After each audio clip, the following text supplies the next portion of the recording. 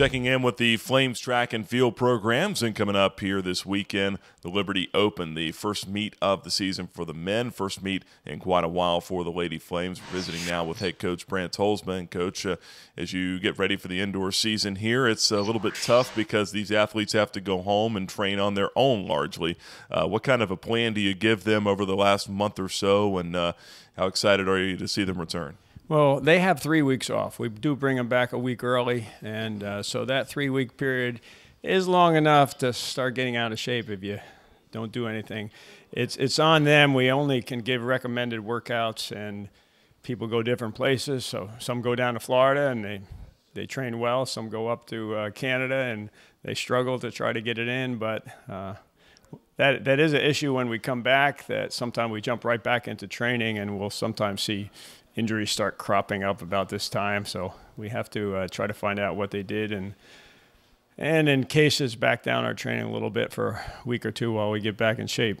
But it's a lot on the athlete. They want to be on the team. They're college kids now, and they have to accept some responsibility, and for the most part, they do a good job of it. Well, coming up here this weekend, looking ahead to the meet Friday and Saturday, a number of different schools will be represented there, some of them including Elon, Hampton, James Madison, VCU, Winthrop. How do you feel about the competition coming up this weekend? It's largely still meet for fun. These first couple of meets are just to try to get used to competing again, and nothing is scored, so we don't have any pressure. But people want to get off to a good start like you would in anything.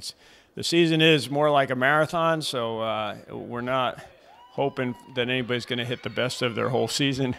But we'd like to start at a high level. We'd like to see some improvement from last year, at least where they were at this time last year.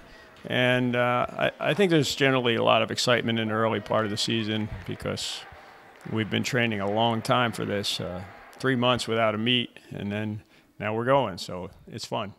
Talking about a few of the events for this weekend, J.C. Christensen coming off a great year a year ago, 800 and the mile she's going to participate in here this weekend. What are you expecting out of her at this point?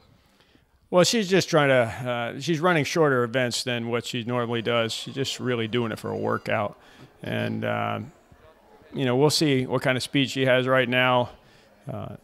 It's not the time of season where we expect her best by any means, but she's going to have a couple of good races coming up in the next few weeks, and so this is more of a workout for her. She is a very crucial person on our team this year, especially in that we picked up 2 new freshmen in January that should be very good and great contributors, and I'd like them to learn a lot from JC. She's a senior, she's experienced, she knows how to race, she knows how to train, and the freshmen we have are talented, but they don't know everything JC knows at this point. So I hope she's going to be a real good mentor for them for one semester because she'll be gone in the fall. Yeah, it's a tough one to lose there. But looking at another one of the events to keep an eye on, the women's weight throw, Jocelyn Williams, and then obviously from Winthrop, the Cooper girl, a couple of athletes you want to keep an eye on, 2 of the best in the conference. That's right, and they should even be both nationally ranked by the end of the season. Cooper is one that Clendon was actually recruiting, but she ended up going to Winthrop and has developed really well down there. So that should be an exciting competition. And lastly, one event want to keep an eye on, the men's pentathlon.